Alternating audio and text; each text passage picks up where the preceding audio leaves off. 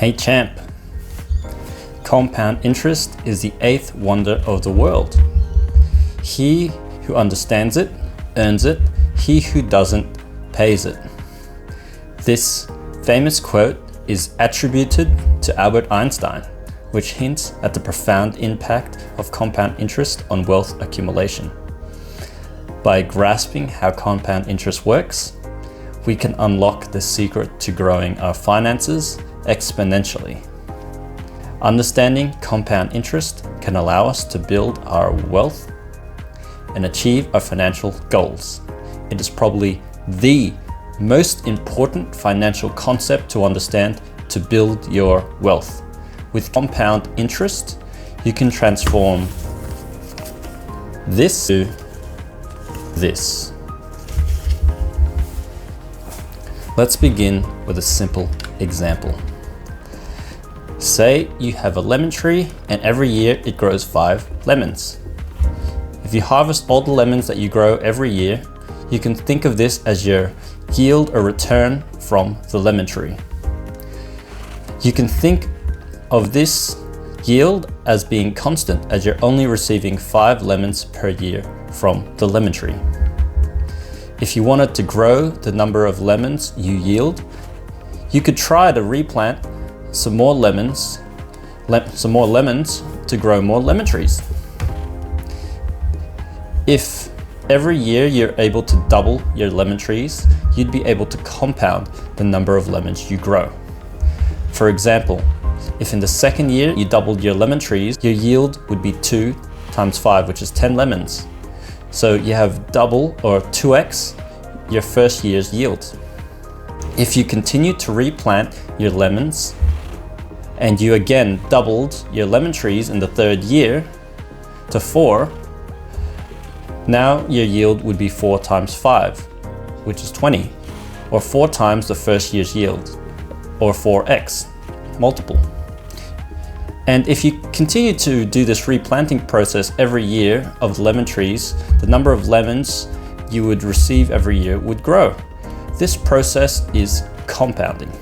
By allowing your initial lemon tree to multiply, your yield will increase. Unlike in the first example, where you only expected to receive 5 constant lemons every year from the one lemon tree. Let's try a more detailed example with $100. Say you invested $100 at 7.2% yearly, and you only invested $100 once. After the first year, you would have $107.20. And again, if you reinvested that $107.20, at the end of the second year, you'd have $114.92. If you continued this process of reinvesting, by the end of the 10th year, you would have $200.42. So 2x the amount that you had in your initial investment, which means you've doubled your initial investment by the 10th year. If you continued this reinvesting process over the next 20 years, you would have $401. And at the end of the 30th year, you'd have $805. So 8 times the amount of your initial investment. And if we keep going, after 40 years, you'd have 16 times at 1,613. At 50 years, you'd have 32 times, which is 3,233. And by the 60th year, you'd have 64.8 times, or $6,481. So now, instead of investing $100 once, imagine you invested $100 every year at the 7.2% yearly return. What would that look like? At the end of 10 years, you would have invested $100 10 times. So in the first year, that $100 would have been invested for 10 years. And that first $100 would be worth the $200.42.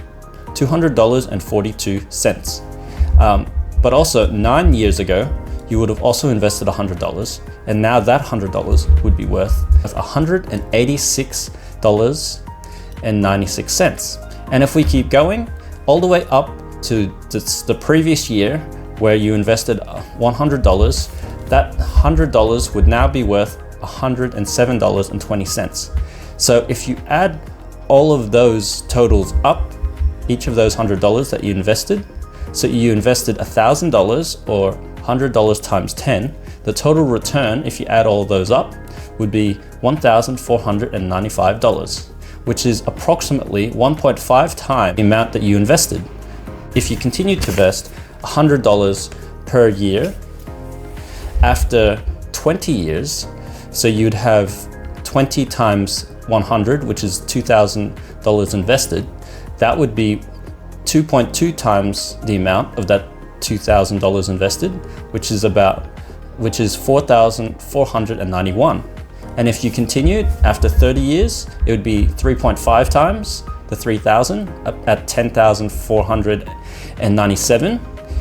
40 years, 5.6 times. 50 years, 9.3 times. And at the 60th year, it'd be 15.8 times the $6,000, or $100 times 60 years, which is $95,016 at the end of 60 years. So let's compare the two strategies. If you invested $100 once versus $100 every year, what does that look like? So you can see after 60 years, by just investing $100 once, that $100 would be worth $6,481. But after 60 years, the 6,000 or 100 times 60 would be worth 15.8 times, which is 95,016. So you can see the big difference of investing once versus continuously investing and increasing your initial investment. But now you're thinking to yourself, but after 60 years, that's not really that much. But then again, investing $100 per year is not really that much either. What if we invested $100 every month, or $1,200 every year at 7.2% yearly return? What does that look like? So after 10 years, you'd still have the 1.5 times multiple. So $1,200 for every year for 10 years, that's $12,000, and that would be worth about 17,942. After 20 years, it'd be 2.2 times at 53,902. And if we go straight to 60 years, if you invested $1,200 every year, or $100 a month, 1,200 times 60, 72,000, that would be $1.14 million. $1.14 million. $1.14 million return just by investing $100 every month for 60 years. So you can see, with enough time to invest, you can grow your wealth to vast multiples of the original amount. Compound interest is growing your initial investment by reinvesting the returns back into your portfolio. This recycling of returns back into your portfolio allows your investment to grow larger returns the following year. Repeating this process allows you to continue to increase the magnitude of your returns. This is extremely powerful because with enough time, you'll be able to grow your initial investment to multiples of 2x, 4x, 8x, 16x, and beyond. The reinvestment process is key, but time is also key to compounding your wealth. As you can see in the previous examples, the compounding multiple increases more with time. So with enough time and consistent reinvestment, you'll be able to grow your wealth to vast multiples compared to where you started. But something to remember is, this also applies to debt. If you allow debt to grow, the interest payments will also grow. At a certain point, the interest you pay might be more than the initial amount borrowed. This can be a huge problem when trying to build wealth. To prevent this from occurring, you can increase the repayments to reduce the debt sooner and to pay off the debt as early as possible. This will reduce the compounding of the debt. As we were at the beginning, compound interest is the eighth wonder of the world. He who understands it earns it, and he who doesn't pays it. You want to be on the right side of compound interest, to earn it rather than paying it, as it can bring you closer to achieving your financial goals.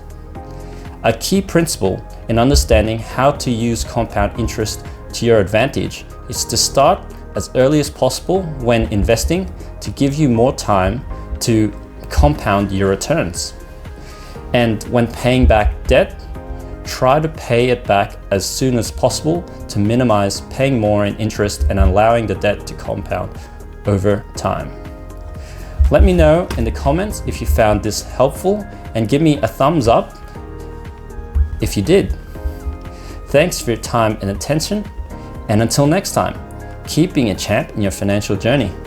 Cheers.